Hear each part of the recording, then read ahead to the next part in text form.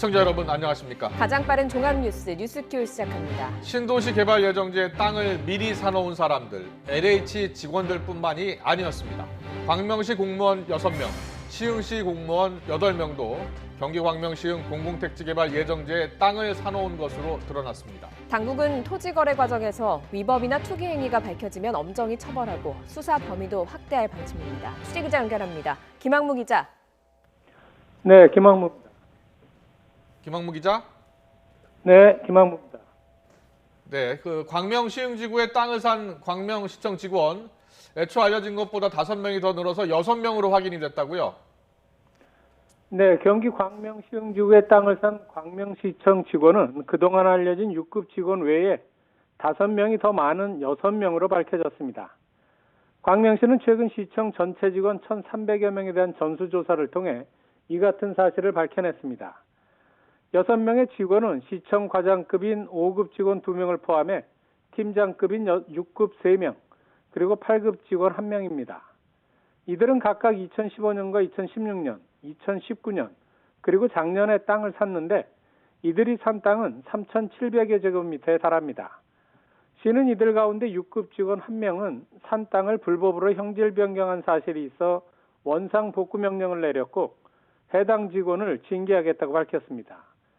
다른 5명은 아직 위법성이 드러나지 않았지만 땅을 살 때 업무상 정보를 이용했는지를 조사하고 있습니다.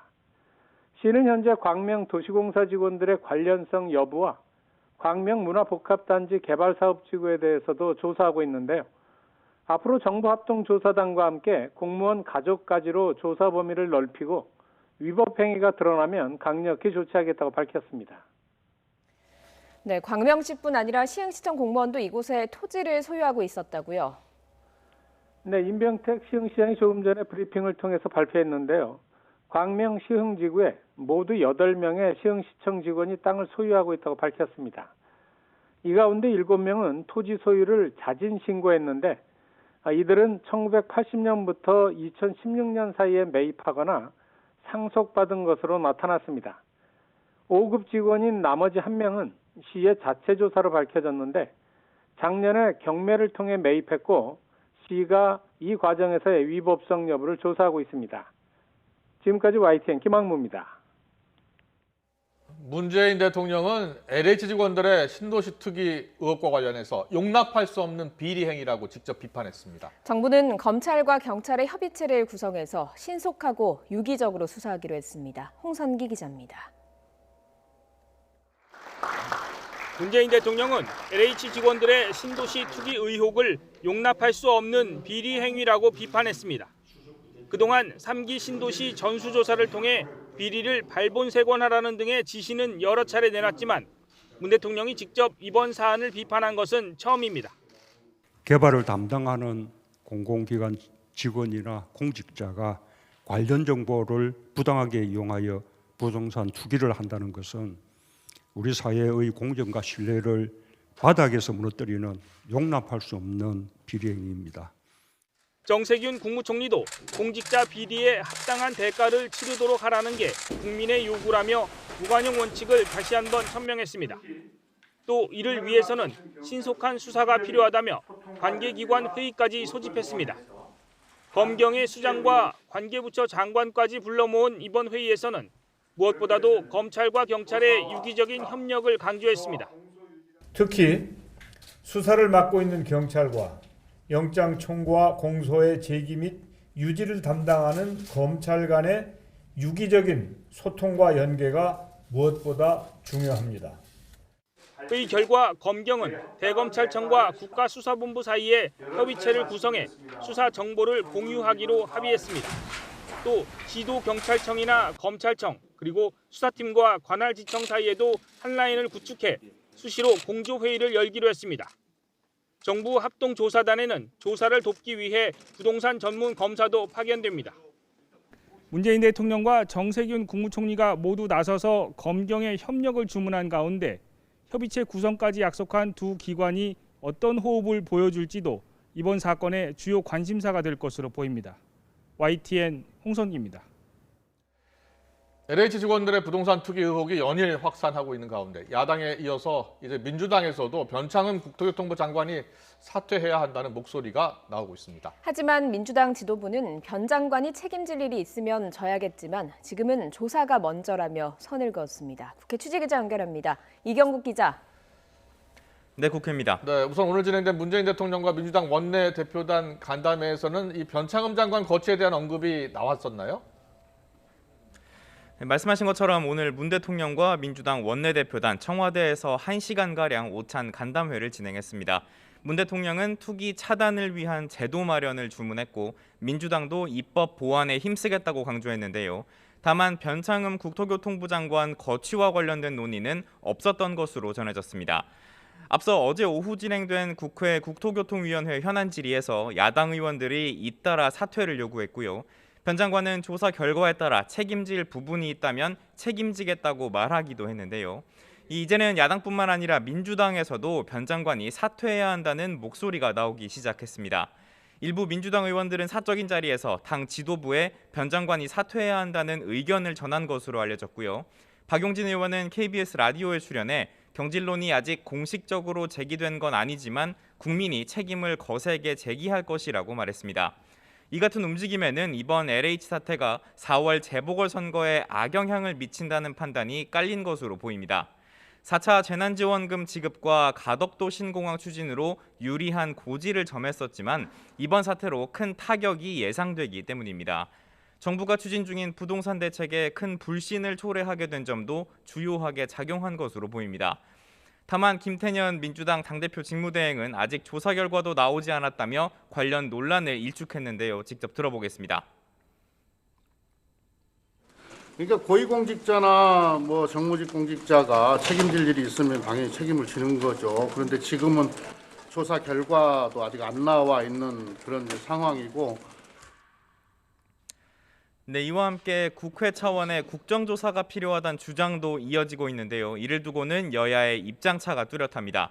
국민의힘은 발본색원을 위해선 국정조사가 필요하고 민심도 이를 뒷받침한다는 입장인데요. 반면 민주당은 시기상조라는 반응입니다. 민주당 핵심 관계자는 YTN과의 통화에서 정부의 조사 결과와 경찰 수사 결과가 나온 뒤 미진한 부분이 있다면 검토할 수 있을 거라고 밝혔는데요. 지금 국정조사를 하자는 건 정치 공세를 하겠다는 의도로밖에 읽히지 않는다고 지적하기도 했습니다. 네, 재발 방지를 위한 입법 노력도 중요할 텐데요. 구체적으로 어떤 방안들이 논의되고 있나요? 네, 우선 어제 변창흠 장관은 국토위에서 토지 몰수를 위해 특별법을 만들어 소급 적용하는 데 동의하느냐는 질문에 부진정 소급 입법 적용이 가능한지 검토하고 있다고 답했습니다. 공익성이 있는 경우에 새로운 법안을 과거 사례에도 소급 적용할 수 있을지 살펴보겠다는 뜻입니다. 이와 함께 여야 의원들은 재발 방지를 위한 공공주택 특별법 개정안 등도 잇따라 발의하고 있습니다. 미공개 정보를 이용했을 때 벌금을 최대 5배까지 올려 부당이득을 환수하고 징벌적 처벌 제도를 도입해서 50억 원 이상 투기 이익을 얻은 경우 최대 무기징역까지 내릴 수 있도록 하는 내용 등을 각각 담고 있습니다. 또 공직자 이해충돌 방지법 추진에도 뒤늦게 속도가 붙고 있는데요. 직무 관련 외부 활동을 제한하고 직무상 비밀을 이용한 이득 취득을 막는 내용을 골자로 합니다. 정부가 지난해 6월 이 법안을 발의했지만 소관 상임위인 정무위에서는 제대로 논의조차 이루어지지 않았던 상황이었습니다.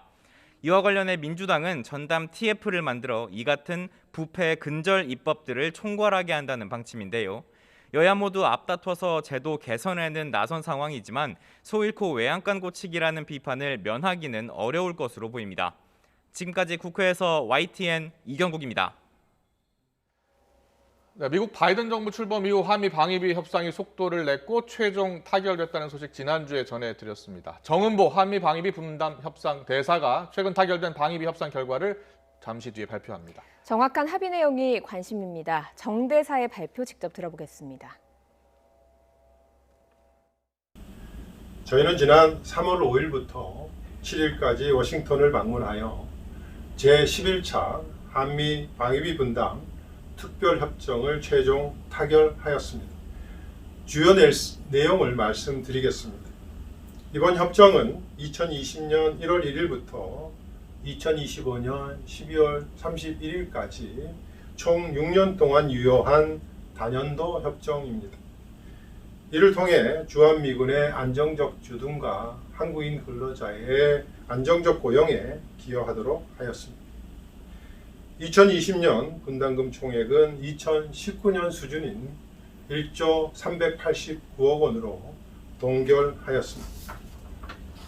작년에 선지급한 한국인 근로자 인건비와 정부가 특별법을 통해 무급휴직 기간 동안 제공한 생계지원비 3,144억 원은 상계될 예정입니다. 2021년 분담금 총액은 1조 1,833억 원입니다. 증가율은 13.9%로 전년도 국방비 증가율 7.4%와 제도 개선에 따른 한국인 근로자 인건비 증가분 6.5%를 더한 것입니다. 이후 연도별 총액은 전년도 우리 국방비 증가율을 각각 적용하기로 하였습니다. 국방비 증가율은 우리의 재정 능력과 국방력을 반영하고 국회 심의를 통해 확정되며 국민 누구나 확인 가능하다는 점에서 신뢰할 만한 합리적인 기준입니다. 이번 협상에서는 특히 한국인 근로자의 고용 안정에 최우선의 주안점을 두었습니다. 우선 한국인 근로자 인건비 75% 이상을 방위비 분담금으로 사용하도록 노력한다는 기존 협정 내용을 획기적으로 개선하였습니다. 그 결과 인건비 배정 비율은 기존 75%에서 87%로 확대되었고 이 중 85%까지는 기존처럼 단지 노력이 아닌 의무를 부과하는 내용입니다. 다음으로 협정 공백이 발생할 경우 전년도 수준의 인건비 지급 가능 규정을 명문화하였습니다. 이로써 이번 협정이 종료된 2026년에는 무급휴직이 재발할 가능성을 예방하였습니다. 마지막으로 이번 합의의 의의를 말씀드리겠습니다. 첫 번째, 합리적이고 공평한 방위비 분담 수준을 만들어 내었다는 것입니다. 이는 역대 최장의 협상 기간에도 불구하고 정부가 방위비 분담 협정의 기본 틀을 지켜내고 객관적 근거와 논리를 바탕으로 당당하게 협상한 결과입니다. 특히 미측이 급격한 분담금 인상을 위해 강하게 주장하였던 준비태세 항목이 신설되지 않도록 하였고 단순히 금액이 아닌 원칙과 기준에 입각한 협상을 하였습니다. 두 번째, 국민을 위한 외교를 실현하였습니다. 정부는 인건비 배정 비율을 획기적으로 확대하고 무급휴직이 재발되지 않도록 하였습니다. 또한 한국인 근로자 지원 특별법을 제정함으로써 우리 국민의 생계를 정부가 책임지도록 하였습니다. 이 과정에서 국민과 국회의 지지가 큰 힘이 되어 주었습니다. 마지막으로 상호 수용 가능한 합의를 통해 한미 양측이 윈윈하는 합의를 만들어 냈습니다.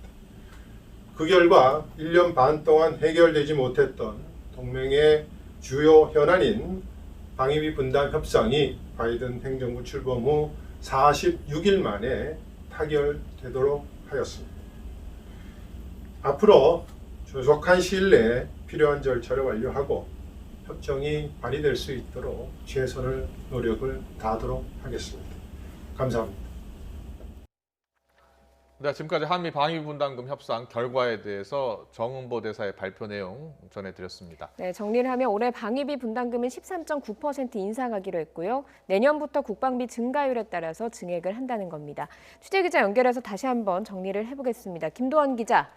네, 외교부입니다. 네, 당초 13% 정도 인상될 것이라는 관측이 많았는데요. 약 한 14%에 가까운 수치가 됐어요. 그렇습니다. 말씀하신 대로 올해 분담금 인상률은 13.9%로 합의됐습니다. 액수로는 1조 1,833억 원입니다. 13.9%라는 인상률은 지난해 국방비 증가율 7.4%에 주한미군 한국인 근로자 인건비 증액분 6.5%를 합해서 나온 수치입니다. 지금까지는 분담금으로 인건비의 75%를 지급하던 것을 87%까지 확대하면서 발생한 예외적인 경우라는 설명입니다. 이번 협정은 지난해부터 오는 2025년까지 6년간 적용됩니다.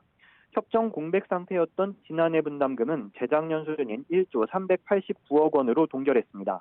한국인 근로자 생계지원금 3천억여 원이 이미 지급됐기 때문에 실제 전달되는 방위비는 7,200억여 원입니다. 네, 내년부터는 국방비 증가율과 연동하기로 했다고요?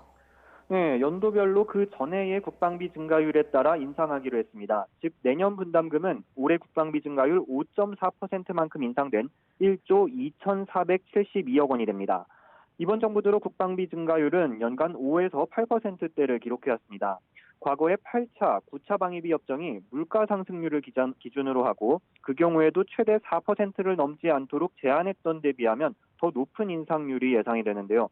국방비 증가율을 적용한 이유는 우리 재정 수준을 반영하고 국회 심의를 통해 확정되는 명확한 기준이기 때문이라고 외교부는 설명했습니다. 이와 관련해 외교부 고위당국자는 동맹 관계도 국력에 맞게 변화해야 한다며 이번 합의는 한미 동맹이 서로 도움을 주고받는 호혜적 동맹으로 나아가는 계기가 될 것이라고 말했습니다. 한미 양국은 이와 함께 주한 미군 내 한국인 근로자 무급휴직 사태가 재발하지 않도록 협정 공백 시 직전 연도 수준으로 인건비를 지급할 수 있도록 규정했습니다. 이번 합의는 한미 양국의 협정 서명 후 우리 국회의 비준 동의를 거쳐 확정됩니다. 외교부는 이번 합의가 한미동맹과 연합방위태세 강화에 기여할 것으로 평가하고 조속한 시일 내에 협정이 발효되게 하겠다고 밝혔습니다. 지금까지 외교부에서 YTN 김도훈입니다.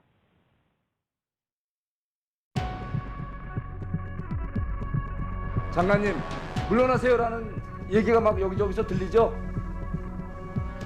어떻게 생각하세요? 네, 저로서도 무거운 책임감을 동감하고 있습니다.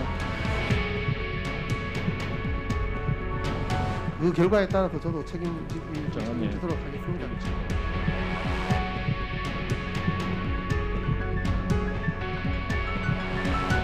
국민들의 신뢰를 받고 있지 못한 상황 아니냐. 예. 임기가 보장된 자리가 아니라 정무적인 자리잖아요.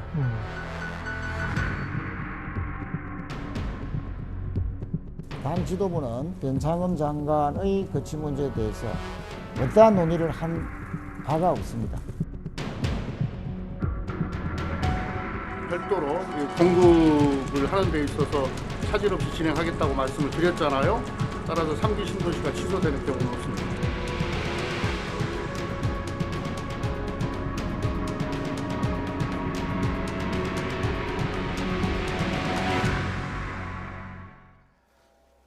네, 최근 불거진 LH 직원들의 땅 투기 의혹으로 민심도 지금 들끓고 있는데요. 재보선 전국과 맞물려서 전국을 지금 뒤엎고 있는 현안이 되면서 청와대와 여당에도 비상이 걸렸습니다. 네, 오늘은 문 대통령이 여당 원내대표단을 청와대로 초청해서 오찬을 가지며 당면 현안에 대해 논의를 나눴습니다.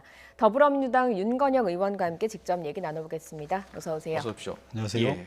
오늘 간담회 다녀오신 거죠? 네, 그렇습니다. 예, 오늘 간담회 내용 묻기 전에 방위비 분담금 협상 결과가 조금 전에 발표가 됐어요. 네. 어렵게 타결이 됐습니다. 1년 6개월 만이죠? 맞습니다. 예. 문재인 정부의 원칙 있는 외교의 전 성과라고 생각을 네. 하고요. 대단히 잘된 협상이다라고 생각을 합니다. 예.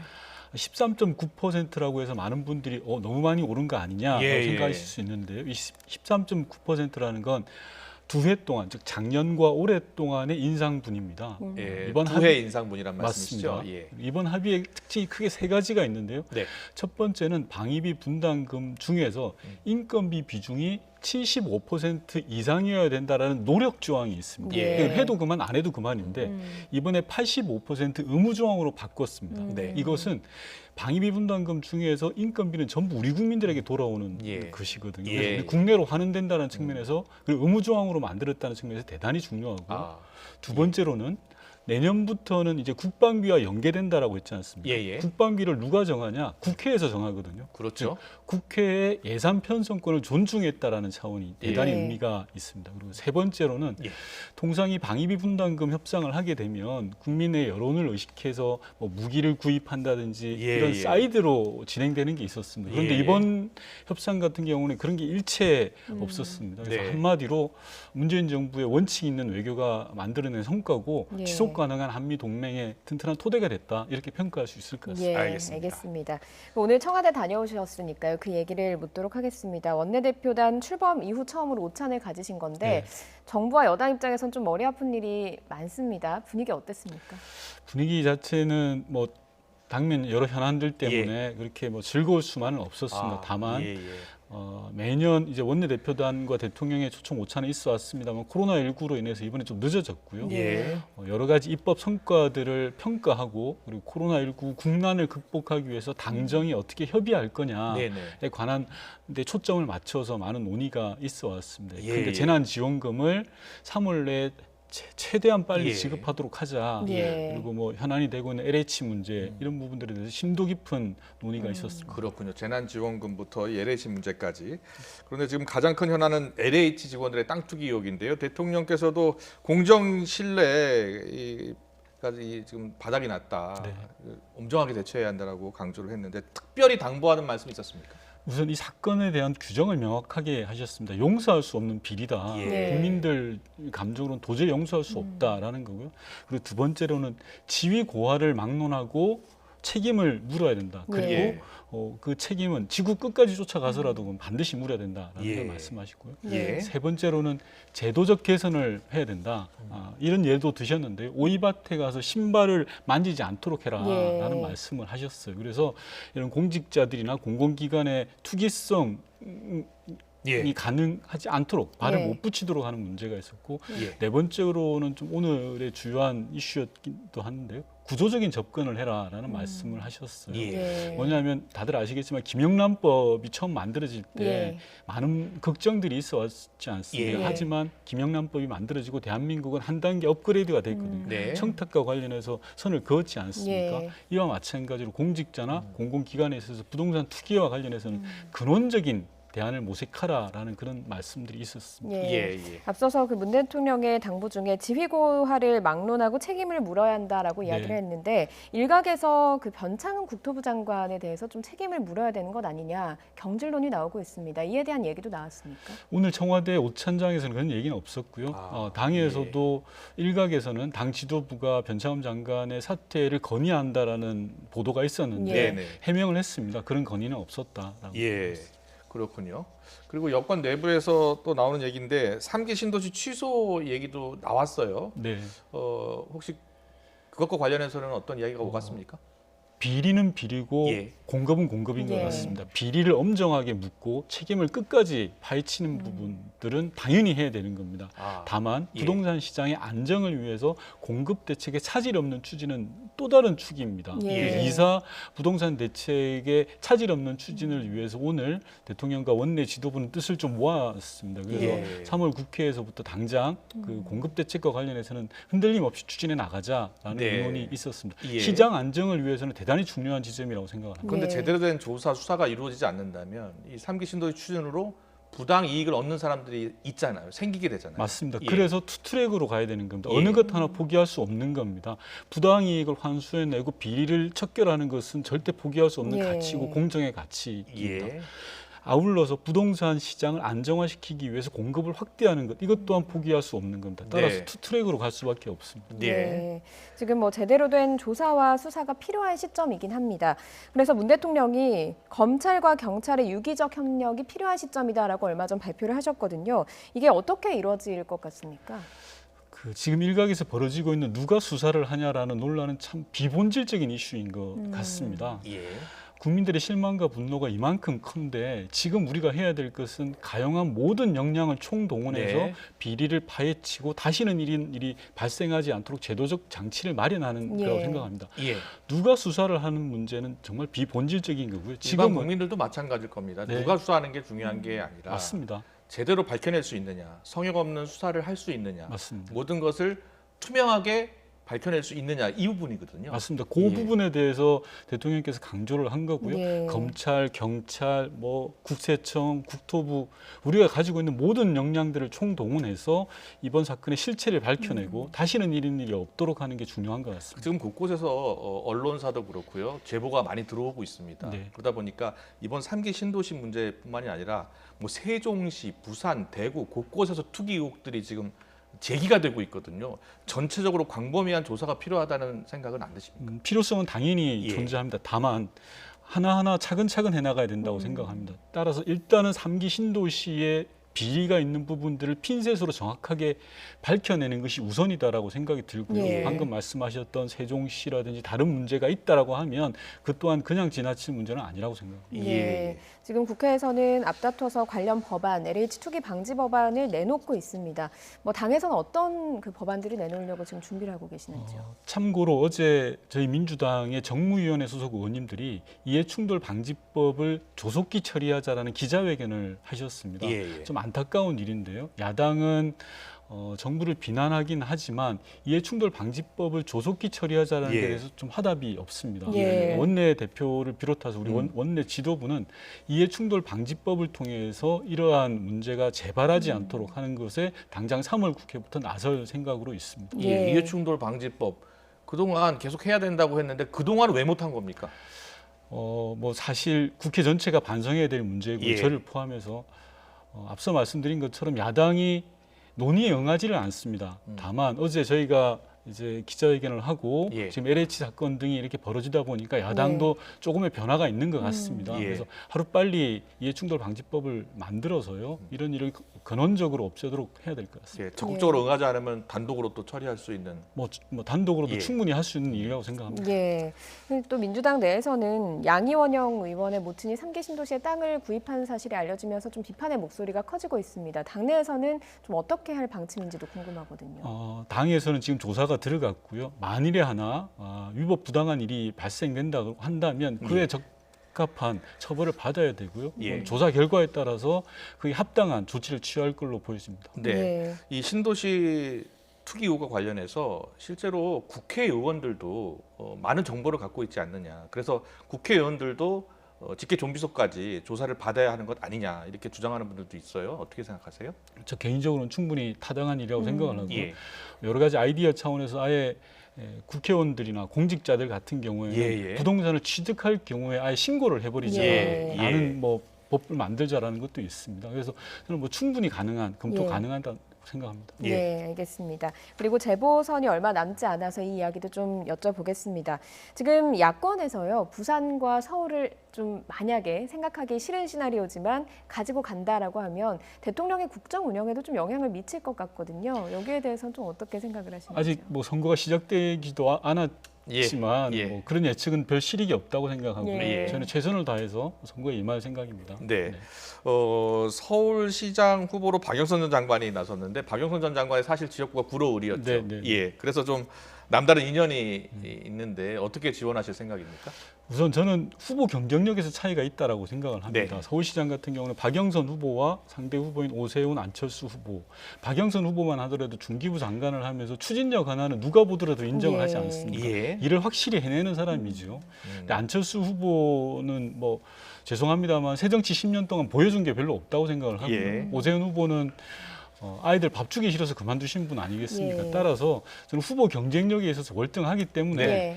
임기 4년 차에 치러지는 보궐선거라 정부 여당이 대단히 어렵지만 충분히 해봄직하다라는 생각을 가지고 민주당은 전 당이 나서서 박영선 후보를 지지할 그렇게 생각을 갖고 예. 있습니다. 알겠습니다. 그리고 지금 정치권에서 가장 핫한 인물 중에 하나가 한 명이 윤석열 전 검찰총장입니다. 그래서 이 질문을 꼭 드려야 될 것 같은데요. 사실상 정치 행보에 나섰다는 이야기가 나오고 있습니다. 지지율도 높게 나타나고 있고요. 개인적으로는 또 어떻게 이 부분을 파악하고 계십니까? 대선이 1년 앞둔 지금에서의 지지율은 큰 의미가 없다고 생각을 하고요. 검찰총장과 대선 후보는 하늘과 땅 차이다라는 생각이 듭니다. 다만 국민의힘이 윤석열 전 총장에 대한 정말 그 근거 없고 한편 비굴해 보이는 이 러브콜은 좀 문제가 있지 않냐라는 생각이 듭니다. 왜냐하면 국민의힘이 러브콜을 보내면 보낼수록 국민의힘의 후보들이 사라집니다. 예. 왜 그걸 모르는지 재발등을 찍는 격이거든요. 그래서 좀 안타깝기도 하고 그렇습니다. 예. 알겠습니다. 오늘 정치권 이슈 여기까지 듣겠습니다. 더불어민주당의 윤건영 의원이었습니다. 잘 들었습니다. 고맙습니다.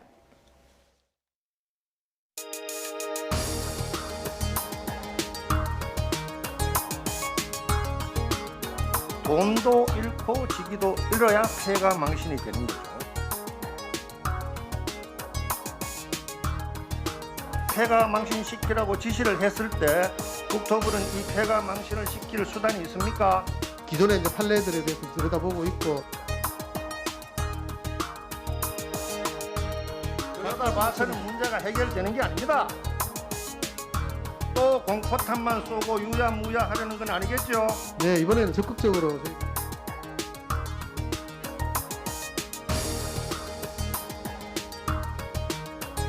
개발 정보를 모르고 투자했을 거라는 장관님 말씀은 진심이셨던 거네요.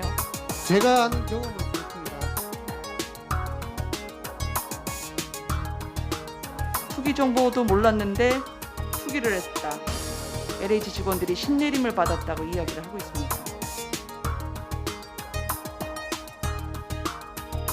접는다고 딴 꼼수를 부린다고 해결될 일은 아닙니다.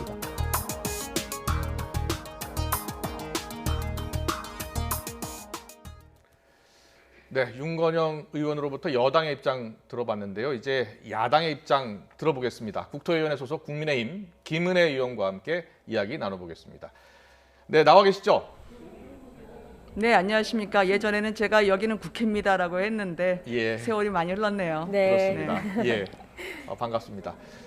먼저 어제 있었던 국토교통위원회 얘기부터 좀 나눠보겠습니다. LH 직원들이 개발 정보를 모르고 한 것 같다. 이 변창흠 장관의 발언이 민심을 더욱 분노케 만들었는데요. 자, 직접 이와 관련해서 물으셨죠? 뭐라고 답했나요? 변창흠 장관은 자신의 LH 사장 재임 기간에 벌어진 일임에도 불구하고 전혀 몰랐고 또 소문도 듣지 못했다고 말을 했습니다. 더더군다나 이거를 개인의 일탈처럼 취급을 하시더라고요. 이 부분은 조사가 본격적으로 마무리도 되지 않았는데 먼저 결론을 내린 행위라고 생각합니다. 그러니 더더욱 국민분들께서 이 부분은 그냥 덮고 가는 게 아닐까라는 우려를 하고 계실 것 같고요. 개발 정보도 모르는 직원들이 그러면 58억이나 대출을 받고 맹지에 아무도 쳐다보지 않는 땅에 그렇게 묵묵히 묘목을 빼곡히 심었을까요? 모든 국민들 눈에 보이는 그 사실이 왜 장관 눈에는 보이지 않는지 굉장히 안타까웠습니다. 그래서 이 투기 사태, 부동산 정책을 총괄하는 장관의 발언으로는 적절하지 않다고 생각했습니다. 내일 1차 조사 결과가 나오는데 이 조사를 할 때 정부가 국토부를 포함해 자체 조사에 들어가 있습니다. 이 결과를 신뢰할 수 없다는 입장이신 거죠? 네, 그렇습니다. 왜냐하면 앞에 앵커 분들도 계시겠습니다만 인지상정으로 자신의 식구를 조사한다는 게 그렇게 쉬운 일이 아닙니다. 왜냐하면 가재는 개편이라고요. 팔이 안으로 굽기 때문이죠. 특히 조사 대상인 분들 지금 조사 주체가 돼 있을 수도 있습니다. 누가 누구를 조사한다는 겁니까? 그래서 저는 국민분들이 그래서 이 만만한 몇십 분 정도 마치 피레미 정도 되는 분들만 언론 재판위에 회부하고 대충 꼬리 자르기를 하는 게 아니냐라는 시선이 분명하다고 생각을 하고요. 무엇보다 이거는 단순히 동네 축구를 하는 것처럼 사람 쫓아갈 수 없다고 생각합니다. 누가 투기를 하면 자기 이름으로 하겠습니까? 제3자 이름 그리고 차명으로 하겠죠. 그러니까 돈 되는 땅에 먼저 파봐서 거기서 자금 거래 그리고 자금 출처를 조사할 수 있는 강제 수사권이 있는 검찰이 그동안에 1기, 2기 신도시에서 3만 명 가까이 투기꾼을 잡아냈었습니다. 그 수사 기법과 그리고 법리 검토 후에 수사가 이루어져야 되는 게 제대로 된 스케치북에 제대로 된 수사 결론을 도출할 방법이라고 생각합니다.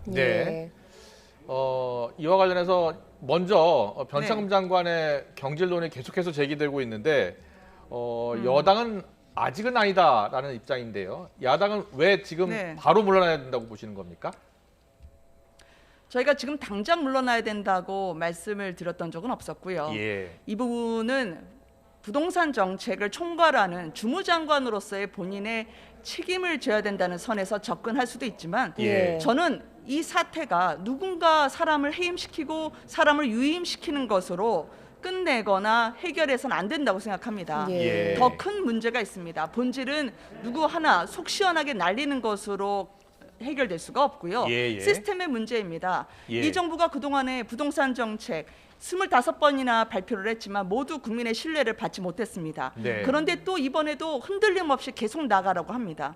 이미 꺾인 신뢰를 어떻게 다시 흔들림 없이 갖고 간다는 걸까요? 예. 무엇보다 공공재개발을 제가 말씀드리고 싶은데요. 변창흠표 공공재개발이라고 하는 것은 무엇보다도 택지지구에 대한 정보 자체를 국토부 LH 직원만 비밀리에 갖고 있습니다.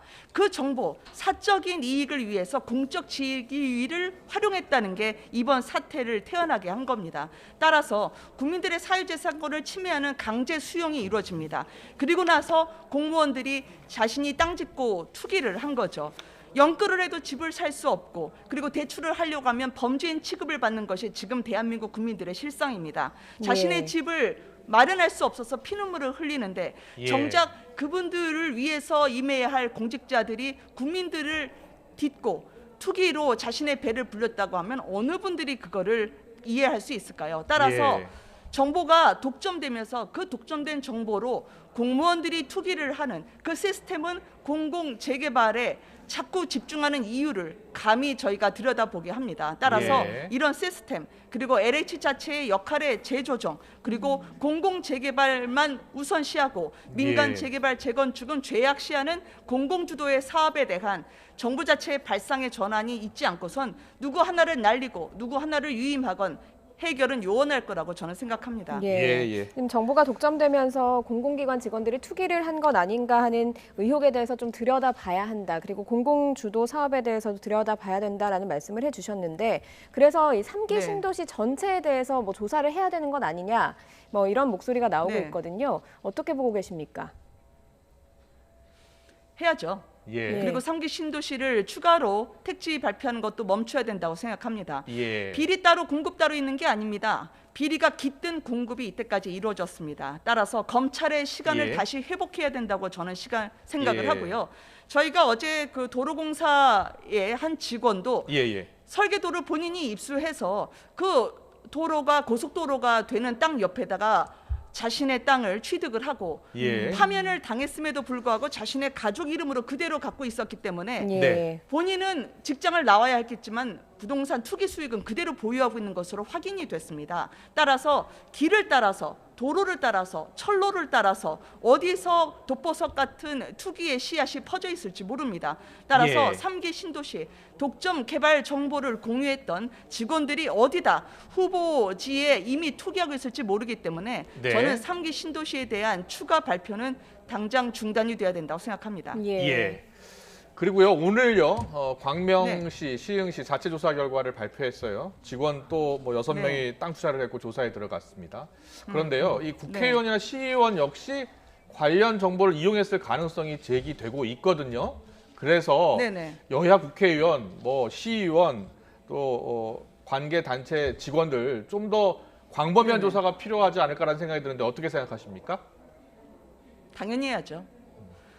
저는 힘있고 빽 있는 사람일수록 예. 이번 부동산 투기 조사에서 제외가 되면 안 된다고 생각합니다. 예. 제가 국토교통위원회에서 계속 재차 장관에게 물었습니다. 예. 청와대는 처음에 제외했다가 지금 이제 추가하신다고는 했지만 아직까지 국토부에 개인정보 동의서를 제출하지 않았다고 하더라고요. 예. 그럼 조사를 예. 할 수가 없습니다. 예. 자진조사가 아니길 바랍니다. 예. 그리고 서울시와 국회 국토교통위원회도 제외를 했습니다. 예. 왜 힘있고 빽 있는 분들은 제외를 하시죠? 저는 예. 성역을 따로 두는 조사는 있어서는 안 된다고 생각을 합니다. 네. 또 어제 압수수색이 벌어졌는데 예. 당초에 본인의 정보를 이용해서 취득한 게 아닐지 시흥에서 부동산 투기를 한 혐의로 일명 엄마 잘 둔 그분의 딸은 시세 차익이 있는 건물을 가질 수 있게 됐는데 예. 민주당 시의원 이제는 탈당하셨지만 그분에 대해서만 압수수색이 제외가 됐습니다.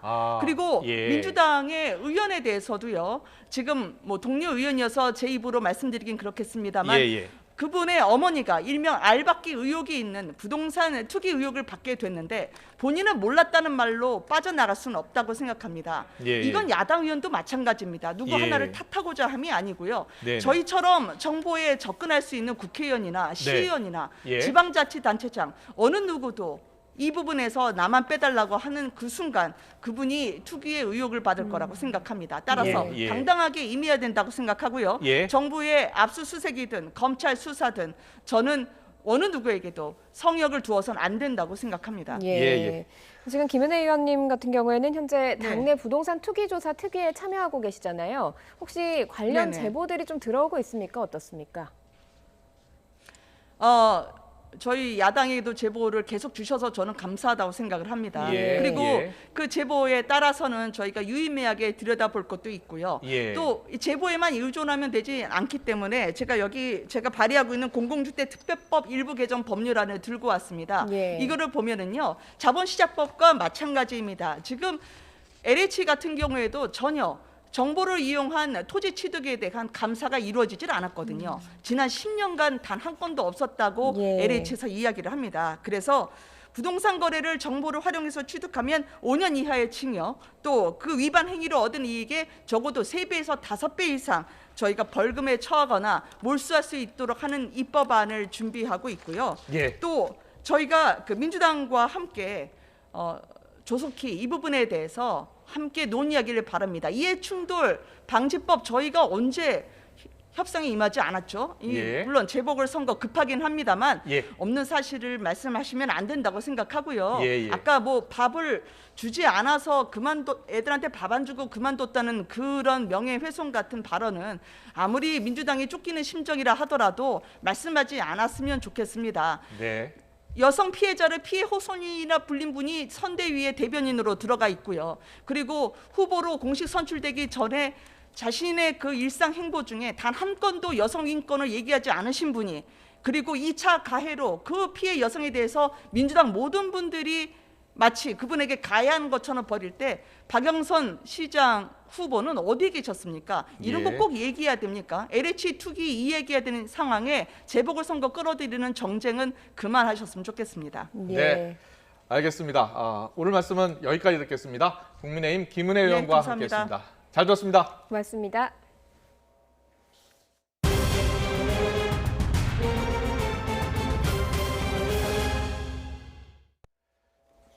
만 65세 이상 고령층에게도 아스트라제네카 백신을 접종할지 여부가 오늘 결정됩니다. 그리고 결과는 내일 오전에 발표할 예정입니다. 코로나19 신규 확진자는 이틀 연속 400명대를 기록했습니다. 취재기자 연결합니다. 김종균 기자. 네, 사회부입니다. 네, 먼저 아스트라제네카 백신 접종을 놓고서 고령층 효과 논란이 있었는데요. 방역 당국이 이 부분을 지금 논의하고 있는 거죠?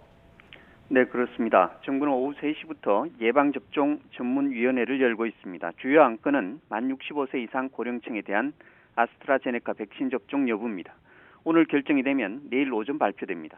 정부는 당초 1분기에 요양병원과 요양시설의 종사자, 환자, 입소자 전체를 대상으로 아스트라제네카 백신을 접종할 예정이었지만 식품의약품안전처의 신중 결정 권고에 따라 만 65세 이상은 우선 접종 대상에서 제외했습니다. 고령층 대상 임상 연구가 부족하다는 것을 근거로 들었습니다. 하지만 최근 영국이 대규모 조사를 통해 아스트라제네카 백신이 고령층에도 효과가 있다는 결과를 얻었습니다. 유럽 각국도 접종 허용으로 입장을 바꿨습니다. 이에 따라 정부도 만 65세 이상으로 아스트라제네카 백신 접종 범위를 넓힐 것으로 보입니다. 네, 그리고 백신을 맞은 사람은 40만 명을 넘어섰다고요? 네, 어제 하루 백신 접종자는 6만 600여 명입니다. 누적 접종자는 44만 6,900여 명인 것으로 집계됐습니다. 백신 접종이 시작된 이후 12일 만에 40만 명이 넘었습니다. 1분기 우선 접종 대상의 58%가 1차 접종을 마쳤습니다. 백신 접종 후 이상 반응 신고는 하루 새 935건이 늘어 누적 5,786건으로 집계됐습니다. 이 중 경련 등 중증 의심 사례가 4건, 급성 과민 알레르기 반응인 아나필락시스 의심 사례가 50건입니다. 또 접종 후 사망 신고는 1건이 추가됐고 중증 의심 사례 가운데도 1명이 숨져 지금까지 모두 15명으로 보고됐습니다. 접종과 사망과의 인과관계는 현재 조사 중입니다. 네, 하루 신규 확진자가 좀처럼 줄지 않고 있는데요. 오늘도 400명대가 나온 거죠? 네, 오늘 0시 기준 국내 코로나19 신규 환자는 401명입니다. 전날보다 24명 늘어나 이틀 연속 400명대를 기록했습니다. 감염 경로를 보면 국내 발생이 452명, 해외 유입이 18명입니다.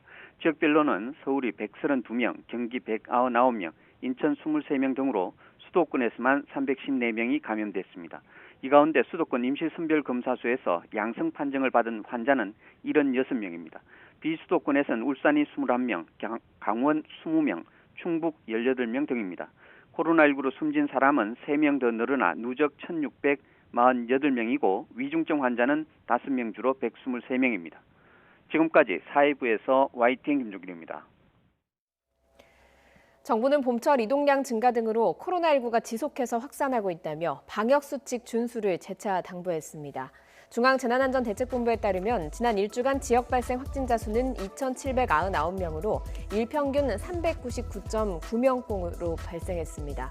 사실상 400명으로 사회적 거리두기 2.5단계 범위에 재진입한 것으로 보고 있습니다. 경기도 안성시 일주면 축산물 공판장과 관련해 6명이 추가로 코로나19 확진 판정을 받아 전체 감염자는 전국적으로 96명이 됐습니다.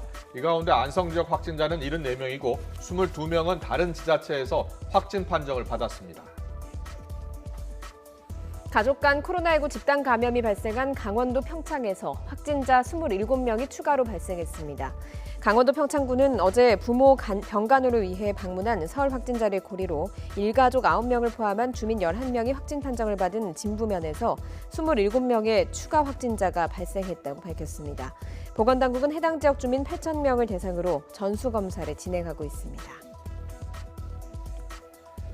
울산 사우나 시설 관련 코로나19 확진자가 14명 추가돼 모두 43명으로 늘었습니다. 확진자 가운데 9명이 사우나 시설을 방문했으며 5명은 확진자 가족입니다. 울산 사우나발 코로나19 확진자는 지난 7일부터 나왔고 방문자에 대한 진단검사가 진행 중입니다. 충북 단양군청에서 코로나19 확진자가 발생했습니다. 충청북도 등에 따르면 오늘 단양군청에 근무하는 A씨가 확진 판정을 받았습니다. 방역당국은 A씨가 근무했던 군청 3층을 임시 폐쇄하고 소독 작업을 벌였으며 직원 110여 명을 대상으로 긴급 검사를 벌이고 있습니다. 브라질의 코로나19 하루 신규 확진자가 7만 명을 넘고 사망자는 연일 1,000명을 웃도는 등 상황이 좀처럼 진정되질 않고 있습니다. 주민들은 섣부른 봉쇄 완화 조치로 사태가 악화했다며 정부를 비판하고 있습니다. 김진호 기자의 보도입니다. 코로나19 대유행 이후 브라질은 미국에 이어 세계에서 두 번째로 많은 사망자를 기록하고 있습니다. 9일 하루 동안 1,972명이 목숨을 잃어 누적 사망자는 26만 8천여 명입니다. 7만여 명이 신규 확진되며 1,112만 명의 누적 확진자를 기록하는 등 브라질의 코로나19 상황은 악화 일로입니다. A cada minuto uma família perdeu familiar. Isso não é normal, isso não pode ser banalizado, que as pessoas ficam que estamos pagando pelo que a gente viveu, o egoísmo que a gente viveu agora no final do ano, início do ano. 변이 확산 등으로 사태가 악화하고 있는데도 등교 수업을 시행해 사망자가 속출하고 있습니다. 상파울루주에서 등교 수업을 시행한 지 한 달이 지난 현재 교사와 학생 4천여 명이 코로나19에 걸렸고 21명이 사망한 것으로 파악됐습니다. 사망자는 교사 19명, 학생 2명으로 확인됐는데 확진자의 60% 이상이 공립학교 교사와 학생이었습니다. 다른 지역도 등교 수업을 시작한 이후 확진 사망 사례가 속출하는 것으로 알려졌습니다. 이 같은 코로나19 대응 방식을 둘러싸고 보우소나로 대통령과 갈등을 빚은 끝에 의사 출신 장관 2명이 물러나고 보건 분야와 무관한 군 장성 출신이 장관직을 수행하고 있습니다. 이후 보건부는 대통령의 입김에 휘둘리며 코로나19에 체계적으로 대응하지 못한 채 우왕좌왕했고 백신 확보와 접종에서도 다른 나라에 뒤처지는 모습을 보이고 있습니다. Vamos analisar como é que está a saúde pública no Brasil. Quem devia olhar mais por nós seria os governadores, acabar com essa política suja do Dória e o Bolsonaro e correr atrás de vacina para nós todos brasileiros. 그동안 코로나19의 심각성을 무시하고 백신 접종에도 의지를 보이지 않던 보우소나로 대통령은 최근 지지율이 급락하자 뒤늦게 백신 확보와 접종에 공격적으로 나설 것이라고 밝혔습니다. YTN 김진호입니다. 정부 합동조사단이 LH 직원들의 땅 투기 의혹과 관련해서 전수조사를 벌이고 있죠. YTN 취재 결과 LH 직원 서너 명이 신도시 예정지에 땅을 갖고 있다고 자진 신고한 것으로 확인됐습니다. 김현우 기자의 단독 보도입니다. 신도시 땅 투기 의혹이 나온 지 이틀 만에 LH는 대국민 사과에 나섰습니다. 국민 여러분께 큰 충격과 실망을 드렸습니다. 머리 숙여 사죄드립니다. 사과에도 불구하고 새로운 의혹이 연일 터져 나왔고 국민들의 분노는 확산했습니다. LH는 급기야 감사실 내 자진 신고센터를 설치했습니다. 신고 기간은 지난 5일부터 일주일간이었습니다. 이 사이 LH 직원 서너 명이 자진 신고한 것으로 전해졌습니다. 대통령까지 나서 발본 3건을 지시하고 총리는 폐가 망신이라는 초강수를 두자 자진 신고를 택한 것으로 보입니다. 자진 신고한 직원들이 소유한 토지는 최초 의혹이 나온 광명 시흥지구 등 3개 신도시 6개 지역과 과천, 안산 등 택지 면적 100만 제곱미터가 넘는 8개 지역 내 토지로 확인됐습니다. LH 직원들의 신도시 전역에 걸친 무차별적 투기 의혹으로 예정된 공급 대책 일정이 차질을 빚을 수 있다는 우려가 점점 커지고 있습니다. 공공기관의 투기 의혹이 불거지면서 공공주도의 정비사업 추진과 더불어서 7월부터 시작되는 3기 신도시 사전청약 일정에도 일시 지연 가능성이 있습니다. 다만 신뢰도 문제가 큰 만큼 장기간 지연될 가능성은 아직 낮다고 볼 수 있습니다. 정부 합동조사단은 1차 조사 결과 발표 때 LH 직원들의 신도시 땅 소유 자진 신고 내용도 포함하기로 했습니다. YTN 김현우입니다. 광명, 시흥뿐 아니라 다른 3기 신도시에서도 신도시 지정 발표 직전에 토지 거래량이 급증한 것으로 나타났습니다. 개발 정보가 사전에 유출되면서 투기 수요가 몰렸을 가능성이 제기되고 있습니다. 신윤정 기자입니다. 지난 2018년 12월 19일 정부는 인천시 계양구 일대에 17,000가구 규모의 신도시를 건설하겠다고 밝혔습니다. 그런데 신도시 발표 한 달 전 이곳에서 토지 거래량이 급증한 것으로 나타났습니다. 2018년 11월 계양구의 순수 토지 거래량은 336필지로 월간 평균 거래량의 3.5배에 달하며 역대 최다를 기록했습니다.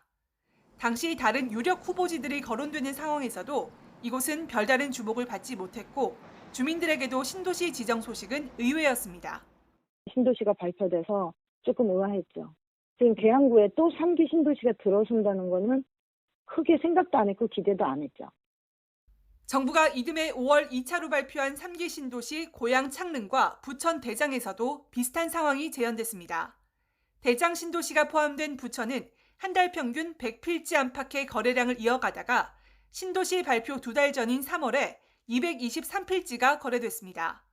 고양 창릉이 있는 고양시 덕양구 역시 평균 100에서 200필지의 거래량을 보이다가 신도시 발표가 있던 5월 300필지대로 뛰었습니다. 다른 3기 신도시인 하남 교산과 남양주 왕숙의 토지 거래 흐름도 비슷한 상황입니다. 토지는 주택과 달리 특별한 정책 변화가 없는 한 거래량 자체에 큰 변화가 있을 수 없지만 특정 시점에 거래량이 몰린 겁니다. 이를 두고 개발 정보를 미리 알게 된 사람들이 토지 매수 행렬에 동참했을 가능성이 제기됩니다. 신도시를 구체적으로 검토하는 기간이 한 2, 3개월 된다고 그래요. 지자체 협의도 있고 또 문제점은 없는지 그런 것들을 짚잖아요. 내부 정부에 기반해서 땅값이 오를 것이다. 이런 기대를 가지고 좀 투기 수요가 집중되었다.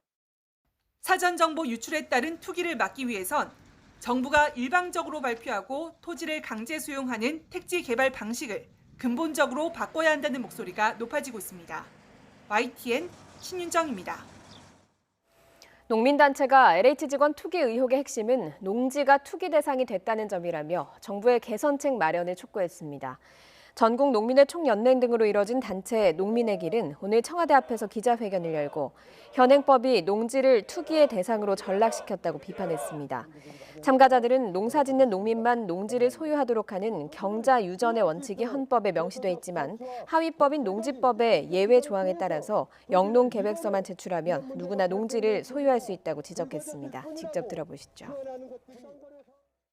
헌법에는 농지는 농사를 짓는 농민만 소유하도록 하는 경자 유전의 원칙을 명시하고 있지만 농지법에서 예외 규정을 더 영농계획서만 제출하면 누구나 농지를 소유할 수 있도록 해놓고 있다. 하위법이 헌법을 위배할 뿐 아니라 영농 사실조차 추후에 확인하지 않고 있어 법이 도리어 농지를 돈 버는 투기의 대상으로 전락시키고 있다. 땅 투기 대상으로 전락한 농지를 보호하기 위해 농지법을 전면 개정하라. LH 직원들의 신도시 투기 의혹을 수사하고 있는 경찰청 국가수사본부는 직원들의 차명 거래 내역을 집중적으로 조사하고 있습니다. 경찰은 어제 투기 의혹을 받는 직원 13명의 자택 등을 압수수색해서 입수한 자료를 분석하면서 자금의 흐름을 추적하고 있습니다. 경찰은 LH 직원이나 공무원이 차명 계좌를 이용해 투기에 나섰을 가능성이 크다고 보고 휴대전화 통화 내용과 입출금 내역 등을 확인하고 있다고 설명했습니다.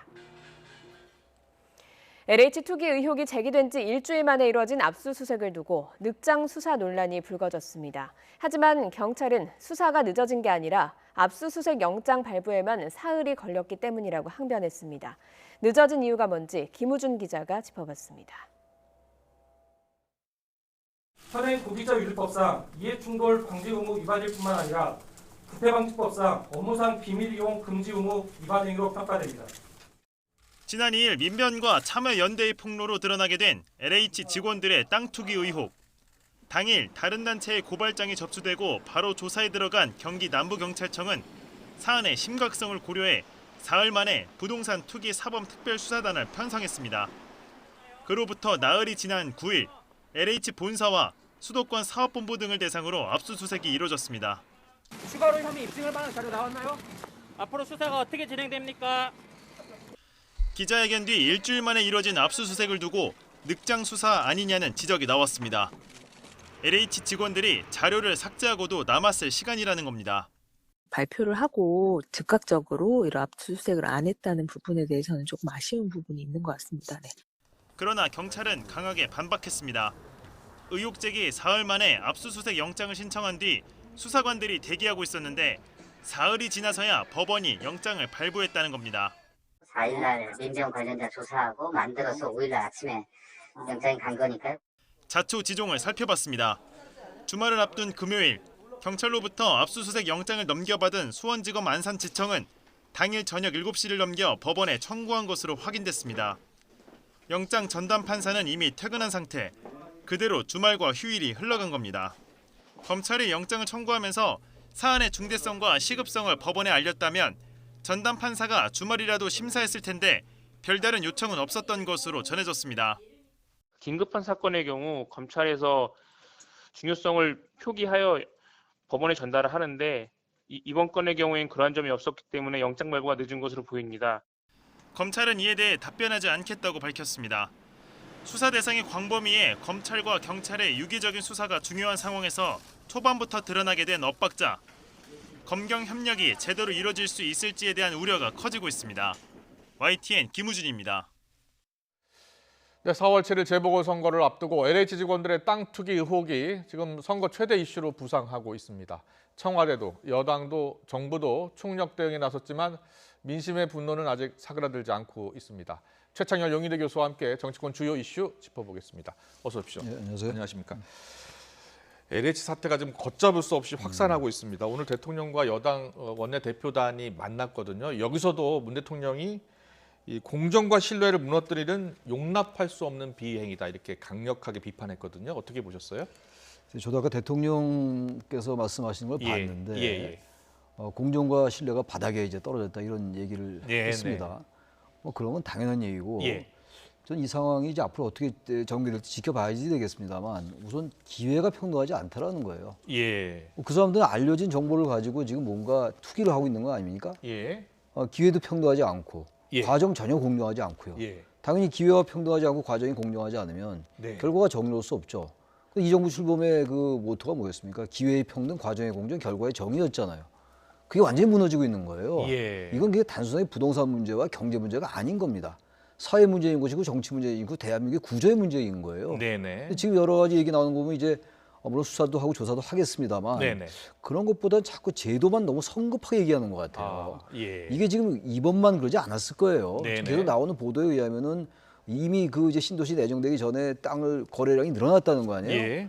그다음 과거에도 이런 일이 많이 있었다고 우리가 상정하는 게 상식이거든요. 네네. 그다음 이런 것들을 정말 발본세원하고 구조적으로 발을 못 붙이게 하려면 상당히 세심한 제도적인 보완이 필요할 겁니다. 네. 나오자마자 뭐 이렇게 하겠다 저렇게 하겠다는 걸 봐서는 우선 여기에 관여한 사람들 분명히 발본세원하고 네. 포괄적으로 법을 최대한 확대 해석해가지고 예. 뭐 여권 일각에서 뭐 폐가망신 얘기도 나오더라고요. 네. 그 정도의 대책을 마련한 다음에 제도 개선을 얘기를 해야지. 예. 처음부터 제도 개선만 얘기하니까 또 이 사람들 적당히 이렇게 해가지고 또 법망을 빠져나가고.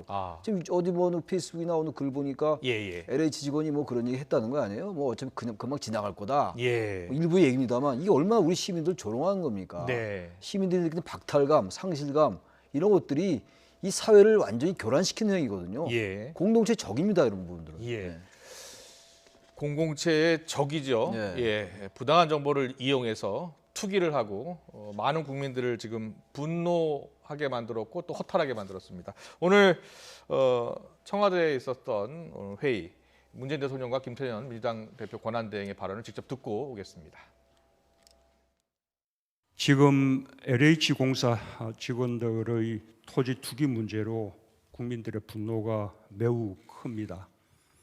개발을 담당하는 공공기관 직원이나 공직자가 관련 정보를 부당하게 이용하여 부동산 투기를 한다는 것은 우리 사회의 공정과 신뢰를 바닥에서 무너뜨리는 용납할 수 없는 비리행위입니다. 이번 기회에 공직사회의 도덕적 해이와 부패를 완전히 뿌리 뽑을 수 있도록 해야 할 것입니다. 공정하고 청렴한 공직사회가 제도적으로 뿌리 내리도록 개혁하겠습니다. 네, 지금이라도 이 화난 민심을 달래기 위해선 이 청와대 여당 어떻게 대책을 세우고 어떻게 조사를 해야 되겠습니까? 저는 국회의원들도 상당히 관여돼 있을 가능성이 높아요. 예. 그러니까 이건 국회의원들을 뭐 국회의원만 특정하는 게 아니라 공직자들이 어떤 형태로든 간에 많이 관여돼 있을 가능성이 있는 거거든요. LH만의 문제는 아닌 것 같습니다, 지금. 여당, 야당을 가릴 문제는 더욱더 아닌 것이고 그러니까 여야 국회의원도 마찬가지고 청와대 공직자 마찬가지고 차제에 그러니까 이런 우리나라의 부동산 투기가 워낙 만연해 있잖아요. 단순히 투기 문제뿐만이 아니라 부동산 가격 문제가 이게 보통 이 사회를 분열시키고 그리고 완전히 빈부격차가 양극화의 가장 중요한 자산 양극화가 그러니까 차제에 이게 사회 하나의 시스템의 변화의 격발제가 될 수 있다고 저는 봐요. 그렇죠. 단순히 이 LH 사건 가지고 그 사람들 뭐 적발하고 색출하는 걸 넘어서 한국 사회를 구조적으로 강정하는 그런 인식을 가져야 됩니다. 그렇습니다. 문재인 정부 출범 이후 부동산 정책, 특히 투기와의 전쟁을 계속 강조해 왔는데요.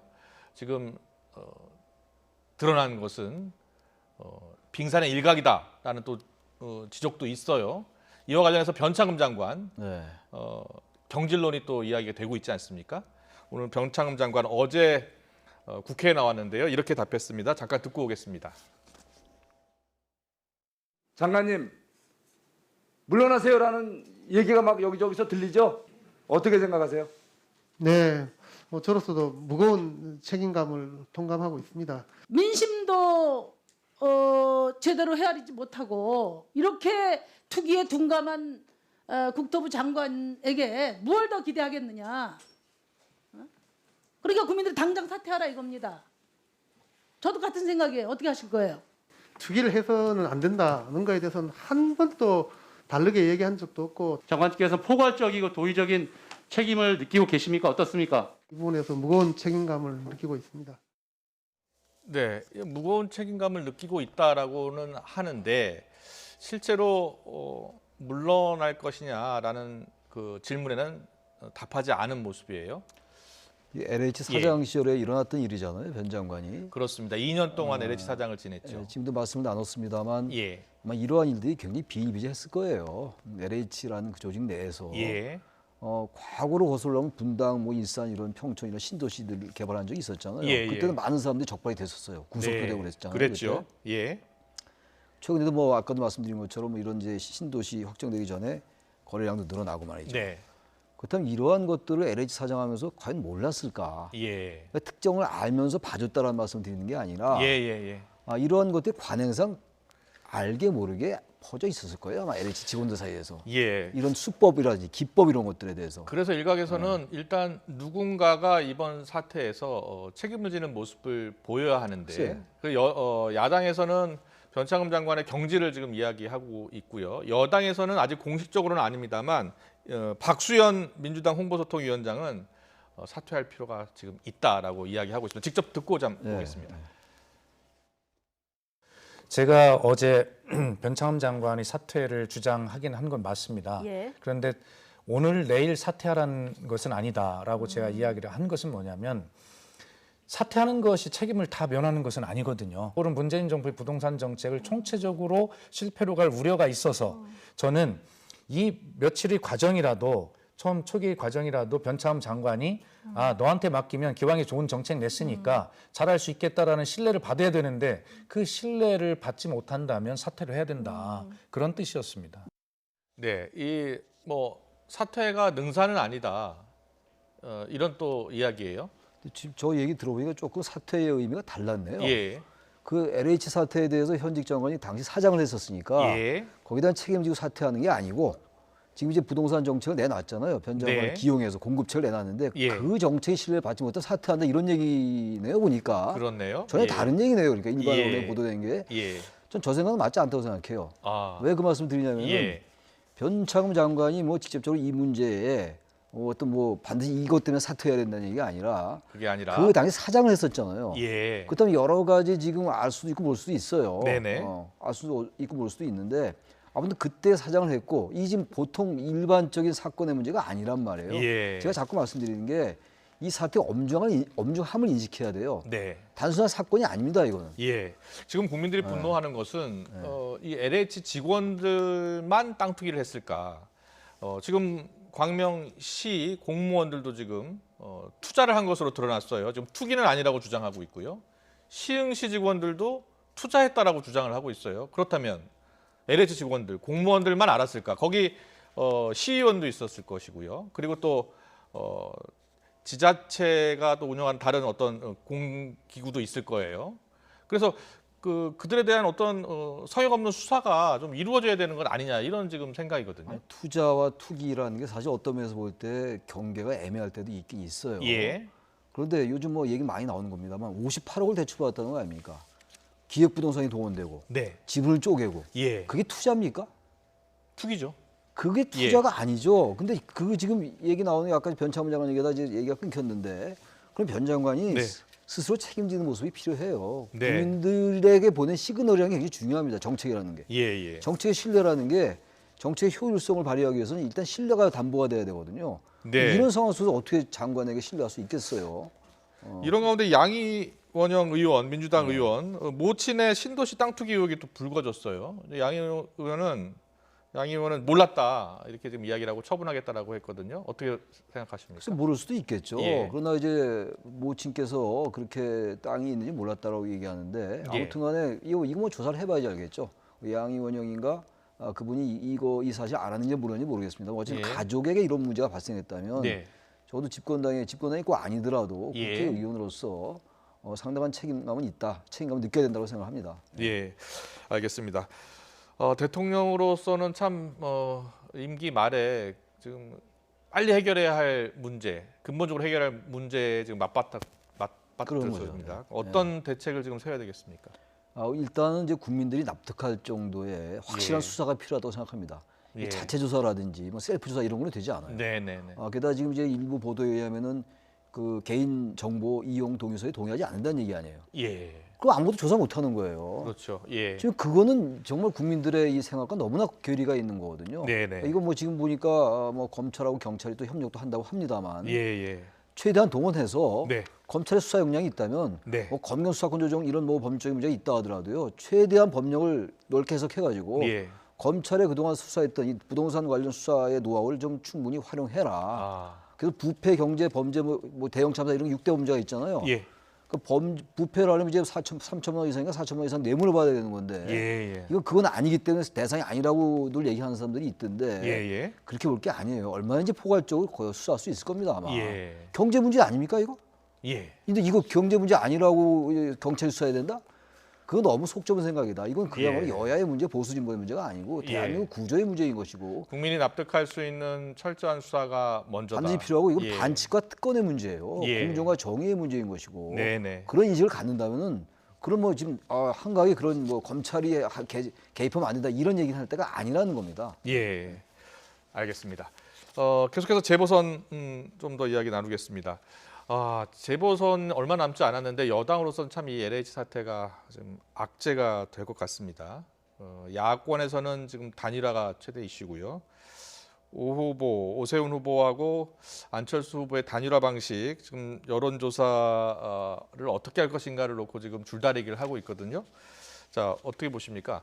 처음에 이제 안철수 후보가 상당히 앞서갈 것 같은 이제 전망들이 많았는데 또 오세훈 후보가 나경원 후보를 꺾었단 말이에요. 그러니까 오세훈 후보가 그만큼 이제 중도 확장성을 인정받은 거거든요. 그러니까 지금 이제 오세훈, 안철수 후보가 문항, 지금 이제 적합도냐 경쟁력이냐를 가지고 서로 굉장히 신경전을 벌이고 있거든요. 그러니까 적합도라는 측면에서 볼 때 이제 오세훈 후보가 좀 유리한 걸로 나오고 있고 본선에서 누가 경쟁력이 있냐는 쪽에는 이제 안철수 후보가 좀 유리하게 나오거든요. 그런 문항을 가지고 이제 마지막 단일화에 어떤 그 신경전을 벌이지 않을까.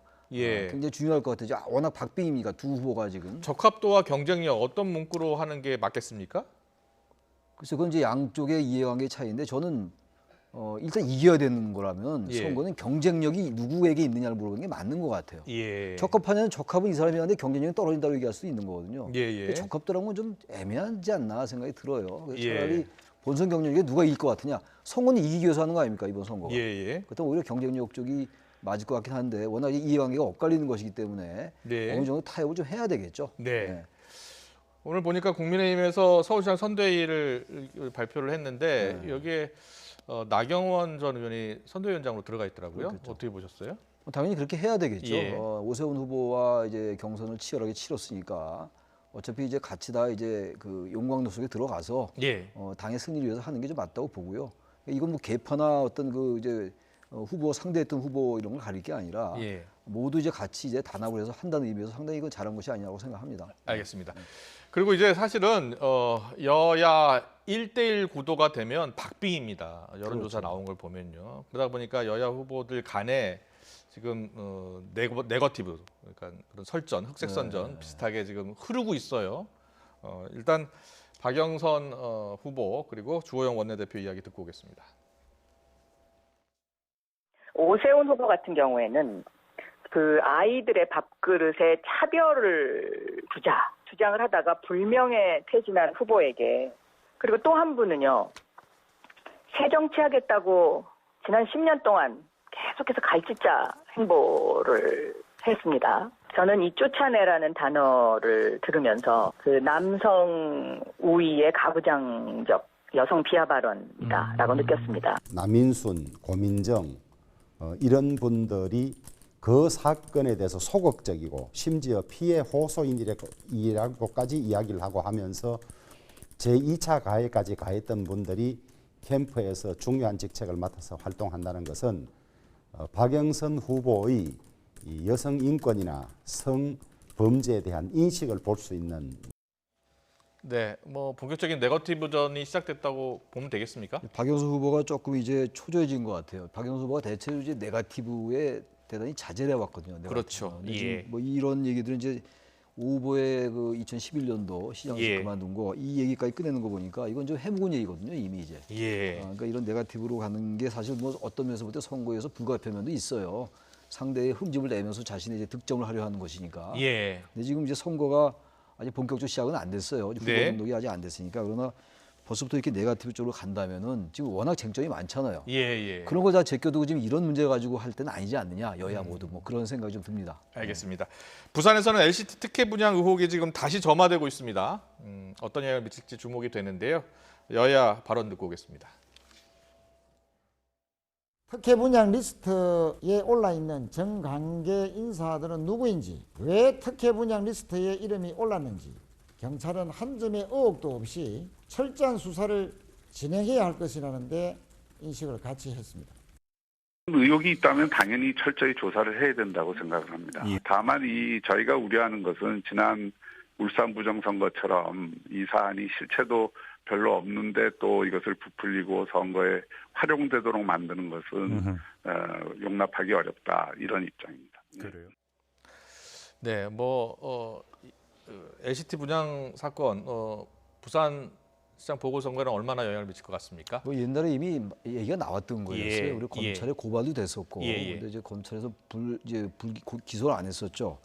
이 부분도 이제 이 소문이나 이런 것만 가지고는 어려울 거예요. 근데 이게 지금 이 LH나 마찬가지로 실체가 조금이라도 드러난다면 이것도 야당에게는 상당히 악재가 될 수가 있죠. 예, 알겠습니다. 대선 주자 행보 간단히 살펴보고 마무리 짓겠습니다. 오늘 또 여론조사가 나왔는데요. 대선 주자 여론조사 좀 잠깐 보겠습니다. 보니까 지금 윤석열 전 총장이 최근 2개 여론조사에서도 1위를 기록했고요. 이번에 나온 여론조사도 역시 1위를 차지했습니다. 자, 얼마나 유지할 것 같습니까? 글쎄요, 여러 변수가 있을 것 같아요. 지금 이제 윤석열 전 총장은 반민주당 정서를 상당히 대표하고 있는 거거든요. 그리고 최근에 또 이런 부동산 민심 같은 경우도 포함되어 있을 거예요. 왜냐하면 이 부동산 민심 또 이제 LH 투기 의혹 사건 이런 것들이 수사와 공정의 문제가 될 수가 있기 때문에 또 이건 사실 어떤 면에서 볼 때 헌법 121조에 있는 경제 유전의 법칙을 위반한 거거든요. 근데 윤 총장이 이제 나갈 때 헌법 정신, 법치 시스템이 파괴되고 있다 이런 말을 했단 말이에요. 그러니까 그런 것들에 대한 국민들의 어떤 동의 같은 게 이렇게 나타나는 것 같아요. 근데 앞으로 윤 전 총장의 그 지지율의 동력은 결국 이제 공정과 정의의 이런 상식과 보편적인 가치 이런 것들을 중간지대 유권자들을 얼마나 견인해 내느냐. 그래서 어떻게 세력화시키느냐가 중요할 것 같아요. 그러니까 다시 말하면 민주당에 지지하지 않는 사람들, 그러나 국민의힘을 또 지지할 수 없는 사람들이 의외로 많단 말이죠. 우리가 스윙 보트라고 얘기하기도 하고 그런 분들은 무당파라고 얘기합니다만 무당파라는 말보다는 양쪽에 동의하기 어려운 사람들이에요. 양대 거대 정당의 카르텔 정당 시스템에 동의하지 않는 사람들이거든요. 그들 잘 견인해 낸다면 그게 중도 확장성 아니겠어요? 그렇다면 동력이 유지될 수 있을 것이고 그 반대의 경우라면은 계속 어떤 의제가 떨어진다면 동력이 유지되기 어려울 것이다. 결국 제3지대 이야기를 말씀하시는 건데 그렇습니다. 여권에서는 결국은 반기문 총장의 길을 가지 않을까. 결국은 지지율이 하락하면서 나중에는 대선 후보로 나간다면 사퇴하지 않을까 이렇게 또 보고 있더라고요. 그렇게 단정하기 좀 어렵다고 보는 게 반기문 총장이나 이제 고건 총리를 많이 들잖아요. 근데 그분들은 사실 이렇게 꽃길이라고는 좀 이상하지만 굉장히 좀 이렇게 편안한 길을 걸어왔던 분이었다고요. 그리고 그 당시 여권이었고 그 당시에. 근데 이분은 지금 윤 총장은 지금 야권으로 분류되는 거란 말이에요. 문재인 정부의 검찰총장인데. 그렇지 않죠. 지금 이제 와서 그 얘기를 하는 건 별로 의미가 없어요. 따라서 지금 또 하나 1년 내내 검증을 받은 거나 마찬가지예요. 사실은. 그러면서 볼 때 고건이나 반기문 총장의 경우라서 안 될 거다라고 얘기하는 논리적 근거가 좀 빈약하다. 단지 제3지대를 어떻게 견인해 내느냐는 여러 가지 변수가 있겠죠. 본인의 역량도 있을 것이고 또 지금 최근에 여러 가지 또 정치적인 상황도 있을 것이고 예단하기 어렵습니다만 그러나 그렇게 만만하게 사그러질 것 같지는 않아 보이긴 합니다. 현재로서는. 현재로서는. 그렇습니다. 알겠습니다. 여기까지 듣겠습니다. 최창열 용인대 교수와 함께 정치권 주요 이슈 짚어봤습니다. 잘 들었습니다. 고맙습니다.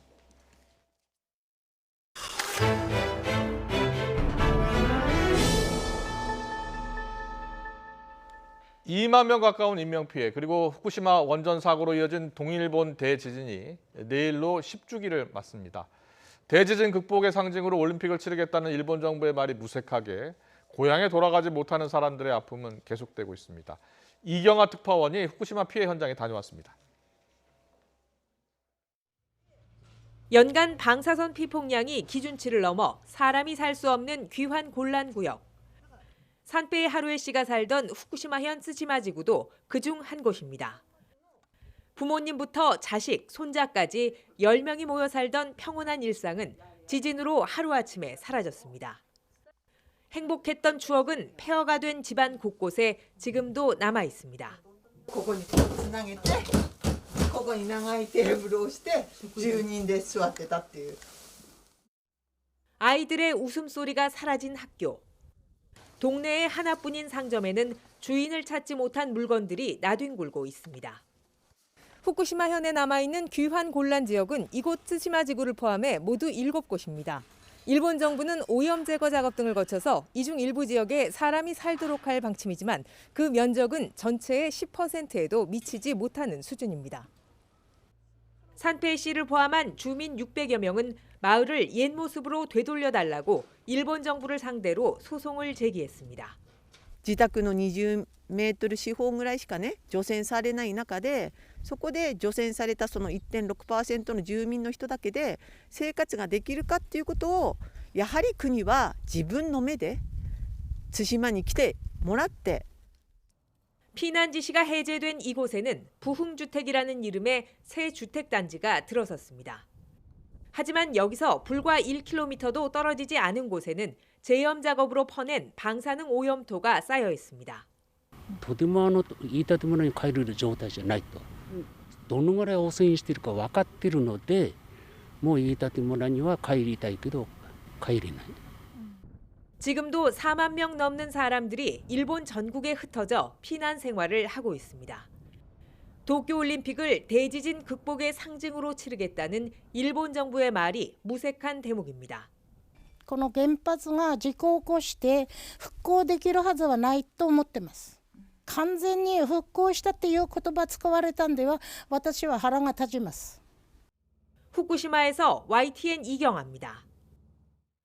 네, 미얀마 민주화 시위 관련 소식 알아보겠습니다. 미얀마 군부의 명령을 따를 수 없어 인도로 월경한 경찰관이 죽을 때까지 시위대를 쏘라는 명령을 받았다고 증언했습니다.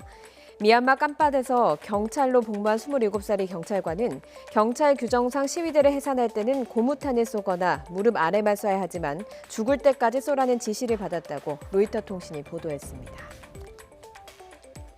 밤낮 없이 반쿠데타 시위대를 대상으로 폭력을 일삼는 미얀마 군부가 이제는 일반 시민의 휴대전화를 마구잡이로 검사하고 CCTV를 훼손하는 것으로 나타났습니다. 미얀마 국민이 군부의 탄압 장면을 찍어 SNS로 올리면서 국제사회의 비난을 받게 되자 이들의 가장 강력한 무기인 휴대전화를 겨냥한 걸로 보입니다.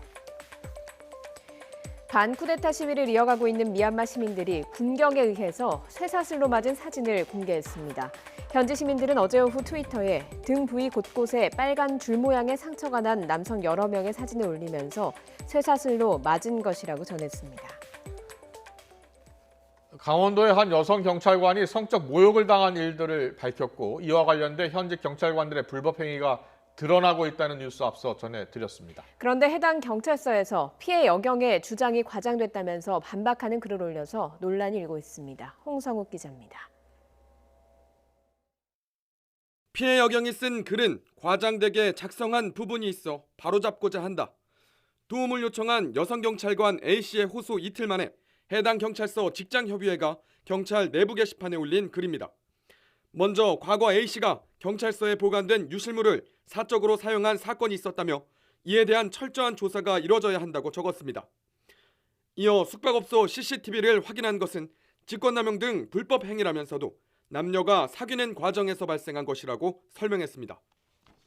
또 상급기관인 강원경찰청 소속 한 직원이 해당 경찰서를 방문해 조사를 벌인 것은 절차를 무시한 것이라고 주장했습니다. 해당 경찰서 직원들 모두 꿀먹은 벙어리가 된 것은 작성자의 주장을 인정하거나 잘못을 반성하고 있어서가 아니라고도 했습니다.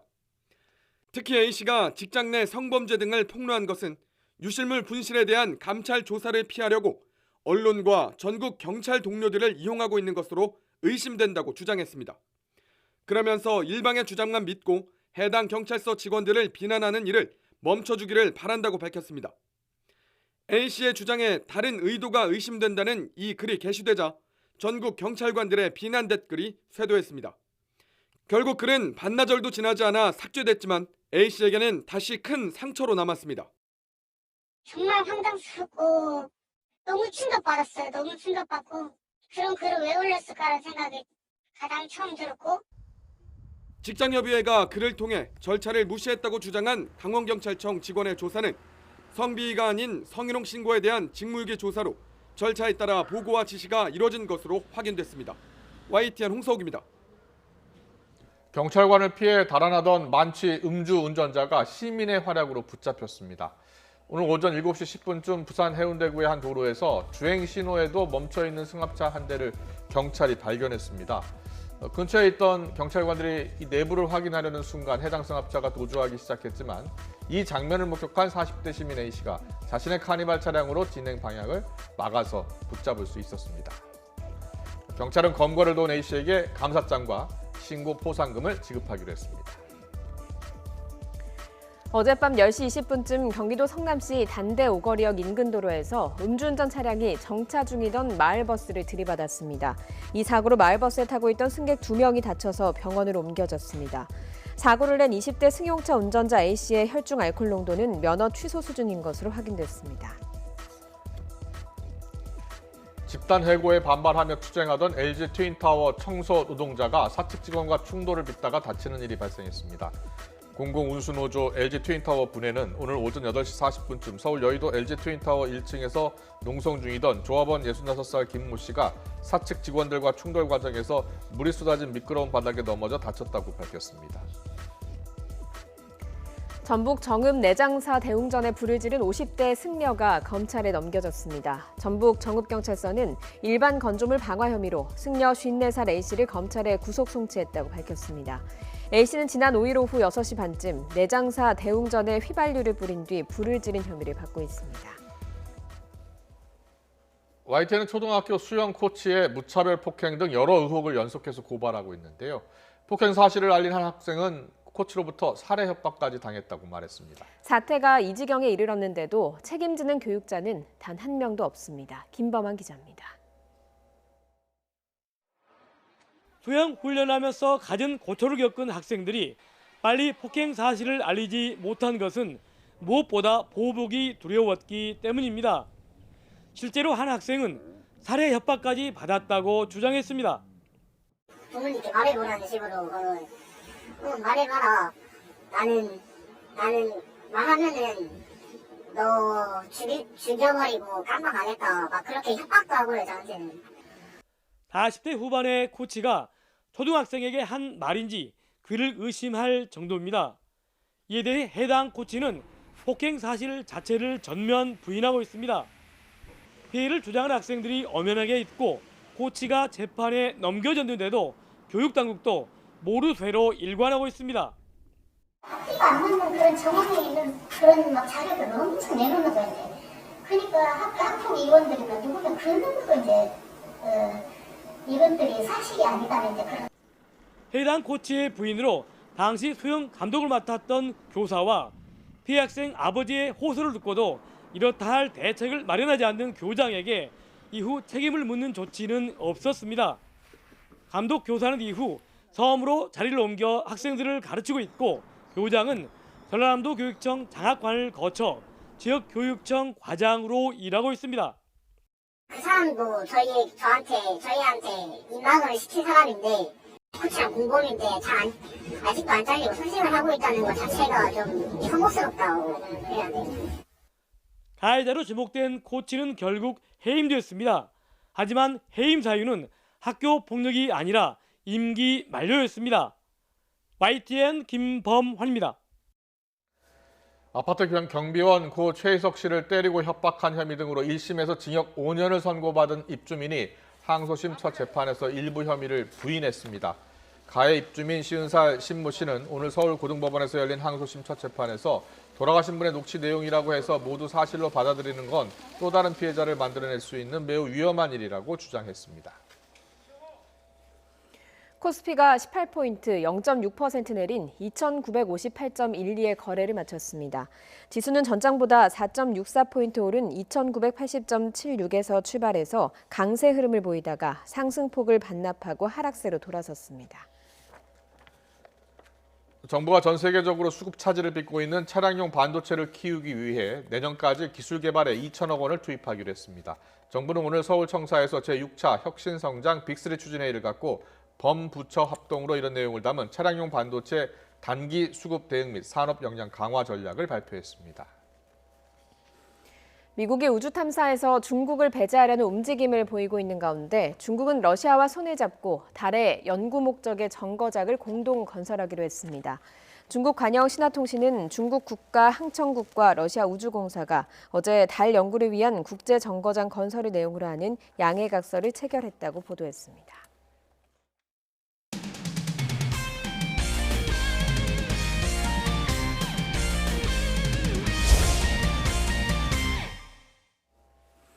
벤투 감독이 이끄는 축구대표팀이 오는 25일 일본 요코하마에서 일본과 A매치를 치릅니다.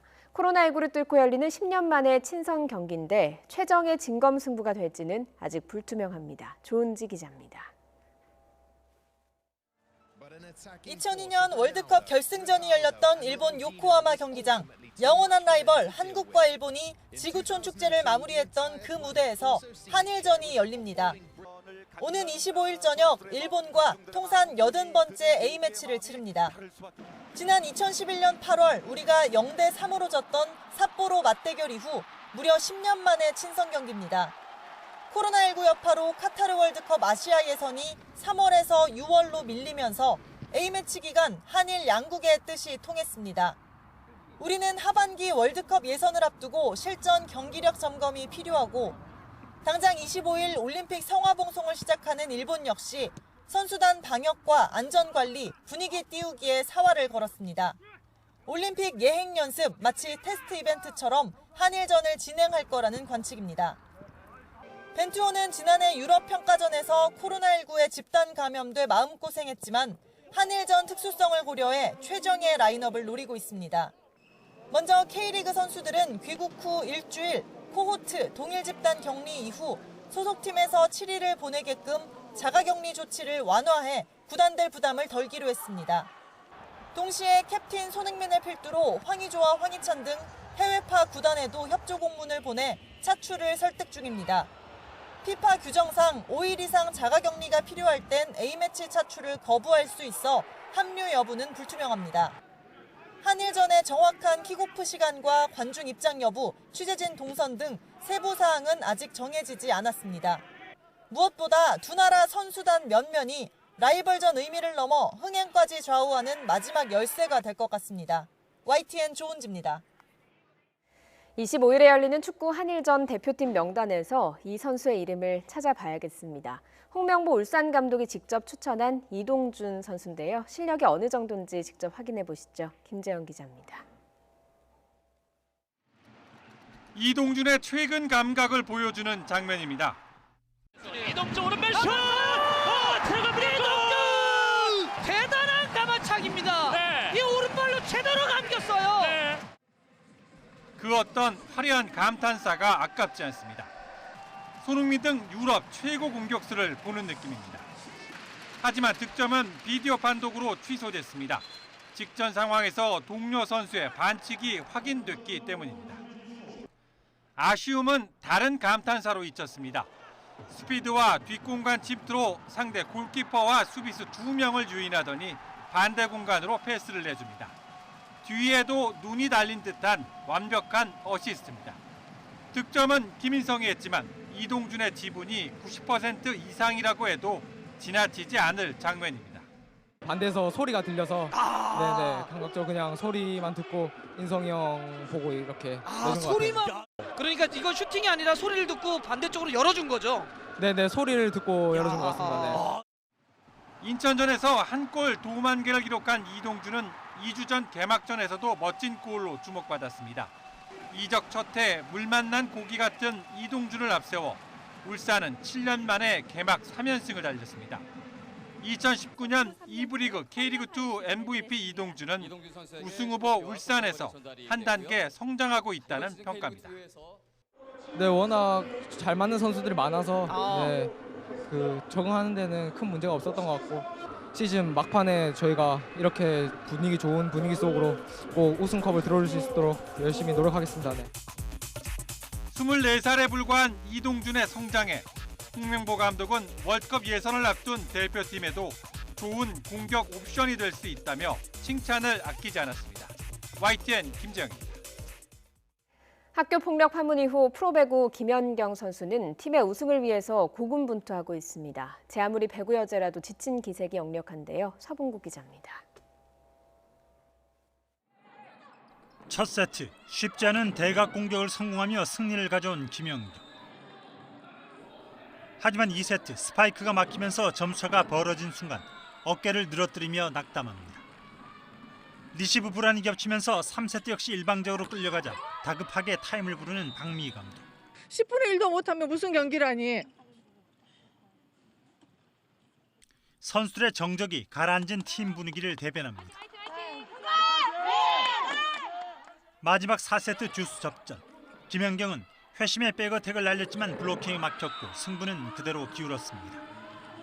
네트까지 잡아 흔들며 좌정감을 나타낸 김연경. 최다 득점에 최다 디그. 1세트 공격 성공률 72%로 활약했지만 주전 세터와 레프트의 부재 속에 중반 이후 성공률이 떨어진 데 대한 자책과 아쉬움이었습니다. 반면 고비에서 여제의 한 방을 막아낸 상대 선수는 승리의 기쁨을 만끽했습니다.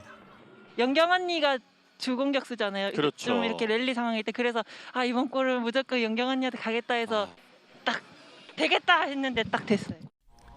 승점 3이 절실했지만 김연경의 고군분투에도 승점 추가에 실패한 한국승. 쌍둥이 자매 이탈 이후 기복 심한 도깨비팀의 면모를 여과없이 드러내며 두 경기를 남긴 2위 GS 펜텍스에 정규리그 우승을 넘겨줄 가능성이 커졌습니다. YTN 서동국입니다.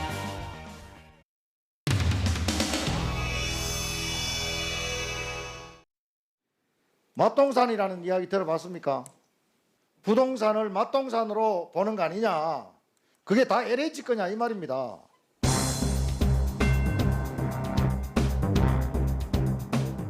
해당 지역은 광명시청 등 8개 지구내 동지역 및 사실 자체는 맞죠? 네. 발언의 경위와 취지와는 상관없이 큰 허탈감과 분노를 안겨주고 있습니다. 사전에 말씀하시기 전에 조사를 해봤습니까? 아니 해본 적 없습니다. 사전을 알지도 못했는데 그 어떻게 그 개발 정보를 미리 안 게 아니라는 걸 어떻게 아셨습니까? 네, 제가 아니 제가 그러니까 국민들이 분노하는 겁니다. 네. 그게 장관의 평상시 인식이라는 거예요. 그게 상식적으로 생각을 해보세요. 개발 정보를 미리 알지 못한 사람들이 무려 58억씩이나 대출을 빚을 내 가지고 맹지농지 사고 또 지방근무 직원들까지 원정을 와가지고 땅을 샀냐 말이죠. 설명이 됩니까, 장관은? 그러면 한 달 만에 그 신도시 계획이 만들어졌다면 LH 직원들이 공공택지 이 개발 정보를 모르고 투자했을 거라는 장관님 말씀은 진심이셨던 거네요. 제가 한 경험으로 그렇습니다. 그 전에 분들은 했는지는 잘 모르겠습니다만 이 부분과 관련해서는 최소한 그렇습니다. 그럼 투기를 했던 그 직원들은 국민들이 잘못 본 겁니까? 장관님이 그 아니한 인식을 갖고 있다고 국민들이 지금 충분히 인지하시고 발본 세본 그리고 명확한 책임자 처벌, 완벽한 환수 대책 등을 세워나가야 된다고 생각합니다. 반드시 발본 세관해서 폐가 망신시켜야 됩니다. 이번에는 친인척 전부 차명, 가명 조사하고 청와대, 국회의원, 여당, 야당, 보좌관 가리지 않고 전부 조사해야 되겠죠? 네, 가능한 확대하는 게 좋을 것 같습니다. 오늘 경찰청에서 잠깐만요. 의원님. 장충무 부사장이 이번 사태의 최대 피해자는 바로 LH입니다. 불과 1점 몇몇 %에 불과한 직원들의 이탈로 인해서 전체 조직과 조직원이 위기에 빠져 있습니다. 정말 이번 사태를 환골 탈퇴의 계기로 삼아가지고 빨리 정상화시켜 주시기 바랍니다. 힘내십시오. 힘내십시오. 힘내십시오.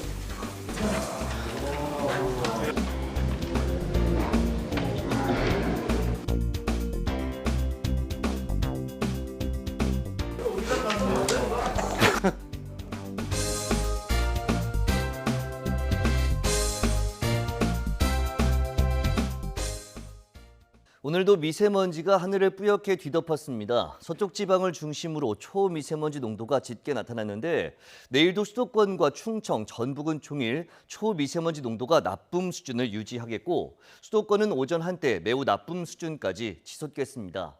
이에 따라 수도권에는 미세먼지 비상 저감 조치가 발효됩니다. 따라서 배출가스 5등급 차량 운행이 제한되고 미세먼지 배출 사업장은 운영을 단축해야 한다는 점 참고하시기 바랍니다.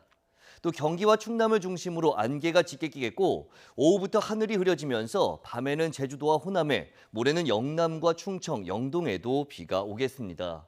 비의 양은 제주도에 최고 60mm, 다른 지역은 5에서 40mm가 되겠습니다. 내일 아침 기온 오늘과 비슷하거나 조금 높겠습니다. 서울 2도, 대전 2도, 광주 3도, 부산 5도로 예상됩니다. 한낮에는 기온이 크게 올라 포근하겠고 일교차가 크게 벌어지겠습니다. 서울 15도, 대전 17도, 광주 18도, 부산 16도로 예상됩니다. 당분간 예년보다 포근한 날씨가 계속될 전망입니다. 날씨 정보였습니다. 네, 방금 들어온 소식입니다. YTN이 연속 보도하고 있는 제약사 바이넥스의 원료 용량 조작과 관련해서 식품의약품안전처가 부산 공장 등에 대해 압수수색에 나섰습니다. 식약처 위해 사범중앙조사단은 압수수색 영장을 발부받아 오늘 오후부터 바이넥스 본사와 제조 공장에 대해 압수수색을 벌이고 있습니다. 식약처 중조단 수사관 18명은 의약품 불법 제조 지시가 담긴 문서와 PC 자료 등을 확보하고 있는 것으로 전해졌습니다. 식약처 관계자는 바이넥스 사태의 심각성이 중대한 만큼 조사에서 강제 수사로 전환했다고 설명했습니다.